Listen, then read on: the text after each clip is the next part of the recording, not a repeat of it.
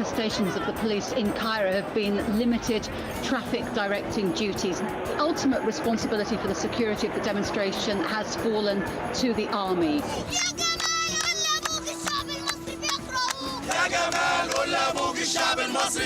The president himself, he has tried to appease the public. He has sacked the government. He has appointed a new government. He's tried to announce new initiatives, appoint a vice president. All of that has only brought out more people day after day, day after day. It does not seem that they are going to be easily satisfied unless the president himself stands down.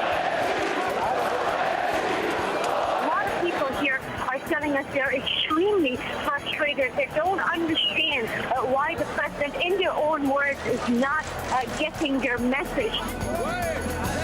I think when the images became apparent that they exceeded 1 million people, that in fact so many walks of life had come to Tahrir Square, it simply was no longer possible for the government to avoid it. It was simply no longer possible for the senior leadership of this government to try and just simply address the issue with political maneuvering. Let's bring you up with the latest lines coming out on this developing story. Now, it's being reported that the Egyptian President Hosni Mubarak will speak to the people soon. As President Mubarak was about to address the nation, there was a feeling of genuine excitement amongst the protesters. I was in the square as the screen flashed up with President Mubarak's image, and protesters ran to the screen. I did not intend to run for the coming presidency. I have exhausted my life serving Egypt and its people.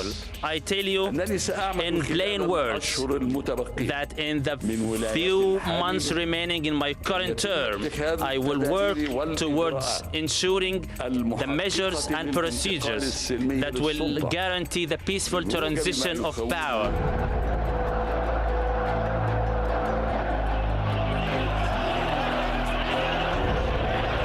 People were really heckling, people were chanting in the crowd. Clearly this falls far short of what their demands were.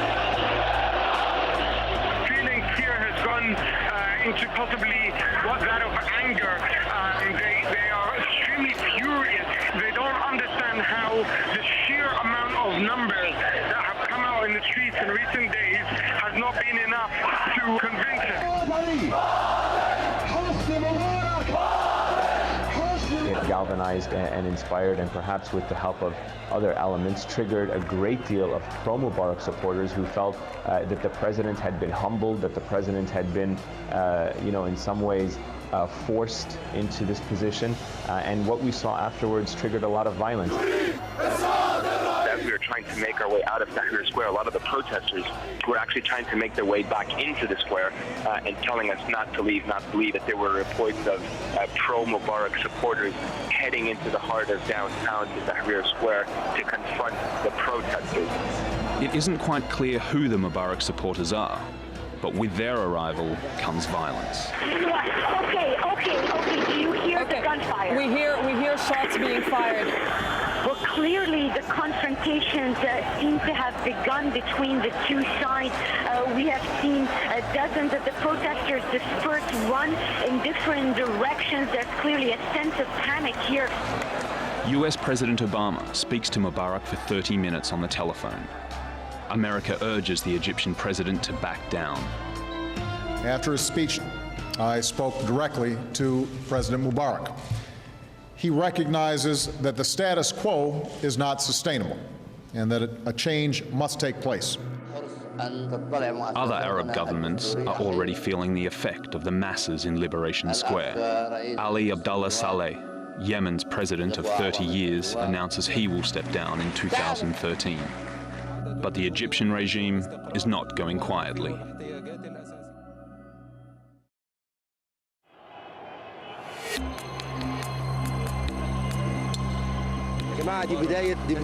No one should forget that President Mubarak is the one who brought peace to our country. For 30 years, we haven't had any wars.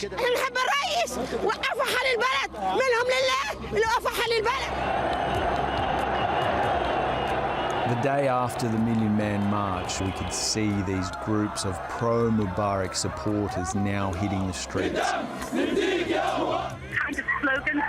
and shouting, with our blood and our soul, we will sacrifice for Mubarak.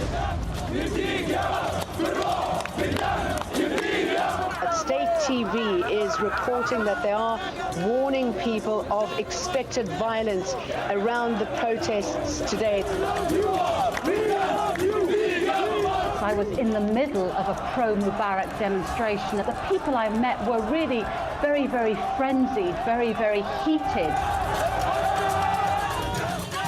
At the moment, it is a war of voices as to who can chant the loudest. The pro-Mubarak supporters came all the way right into the heart of Tahrir Square. They faced off with the anti-government protesters. There was not a security officer of any description, no police, no army, no anybody to try and keep these two sides apart. They were face to face, Egyptian to Egyptian, with just millimetres apart. Yes, I believe that clashes have erupted between both the supporters, and you can see it underway on the square. If we're going to call them protesters, they're throwing stones at people, and people are getting wounded. Here's one who's completely messed up, passing in front of me. He's very badly wounded. Suddenly we saw rocks flying in all directions. I can't tell you exactly who was throwing them. It was total mayhem. And then, if you can imagine, it was a complete stampede. Hundreds of people turning back and trying to run the other way. I saw people being trampled on, and I myself have been hit on the face, punched in the eye. From nowhere, a charge of 8 people riding horses and one guy riding a camel have come charging up the street on the pro-Mubarak side and have hit the anti-government protesters who had made a linked arms to stop this, hit them at full force, burst through.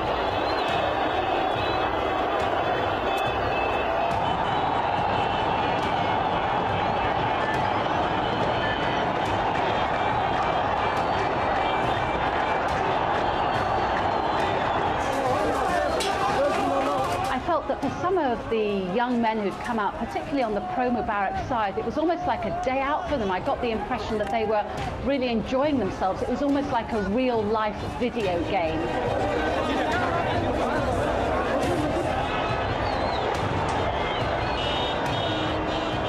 Some demonstrators had taken up vantage points on top of nearby buildings, and they were throwing huge slabs of rock, chairs, all sorts of projectiles at the anti-government demonstrators below. It was an extremely violent scene.